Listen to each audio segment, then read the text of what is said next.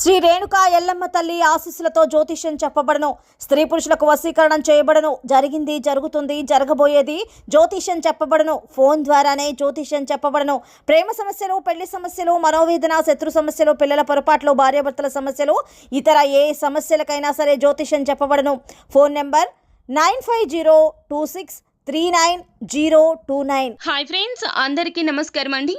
తులారాశి వారి జాతకులు సెప్టెంబర్ మాసంలో ఈ తేదీలలో అనగా 18, 19 తేదీల్లో తులారాశి జాతకులు పరమశివుని అనుగ్రహంతో మీ వైపు యుద్ధం అనేది జరగబోతుంది. ఇలా జరుగుతుంది అనడానికి కూడా పలు రకాల కారణాలు అయితే ఉన్నాయి అంటున్నారు జ్యోతిష్య పండితులు.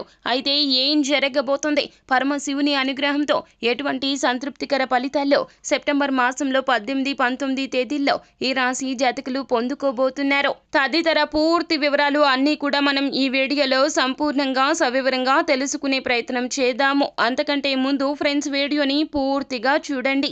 అప్పుడే మేము ఏం చెప్పబోతున్నామో మీకు పూర్తిగా అర్థమవుతుంది. వీడియో గనక మీకు నచ్చినట్లయితే గనక లైక్ చేయండి. మీ లైక్ మాకెంతో సపోర్ట్ అండ్ ఎంకరేజ్మెంట్గా ఉంటుంది.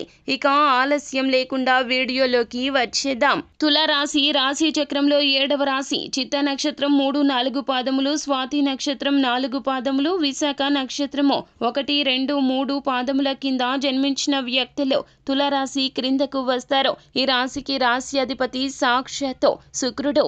అయితే తులారాశి వారి జాతకులు ఏ జన్మలో ఏ పుణ్యం చేశారో, ఎవరికి పరోపకారం చేశారో, లేదా మీ వలన ఎవరికి మంచి జరిగిందో తెలియదు. కానీ మీ యొక్క జీవితంలో ఈ సెప్టెంబర్ మాసంలో రానున్న 18, 19 తేదీలు చాలా వరకు కూడా కీలకంగా చెప్పడం జరుగుతుంది. మీ వైపు నిలబడి పరమశివుడు మీ శత్రువులతో యుద్ధం చేయబోతూ ఉన్నాడు. మీకు ఏదైతే కష్టకాలం వచ్చిందో, ఎవరి వల్ల అయితే సమస్యలు వచ్చాయో వారే మిమ్మల్ని సమస్యల నుంచి కూడా బయటపడేసే విధంగా పరమశివుడు మీ వైపు యుద్ధం చేయబోతున్నాడు. మీకు వచ్చిన కష్టమో, మీకు వచ్చిన దుఃఖమో, మీకు పోయిన అవకాశాలు అలాగే మీ శత్రువులకు కూడాను జరగబోతుంది. తత్ఫలితంగా వారు చేసినటువంటి తప్పిదాన్ని తెలుసుకొని మీ జీవితంలోకి వస్తారు. మిమ్మల్ని పెట్టిన ఇబ్బందుల నుంచి బయటపడేయడానికి వారి యొక్క సంపూర్ణ సహకారాలు అందిస్తారు. అయితే మీకు వారికి సయోధ్య కుదరడమే కాకుండా మీకు ఉన్నటువంటి శత్రుత్వం పూర్తిగా పోతుంది.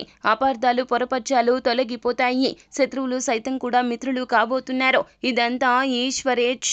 అయితే మీరు చేయాల్సింది ఏమిటంటే గనక చేసే పనుల్లో నీతి, నిబద్ధత, నిజాయితీ ఖచ్చితంగా ఉండాలి. కష్టం అనేది 100కి 200% ఉండాలి. వచ్చిన చిన్న అవకాశమైనా ఉపయోగించుకోండి.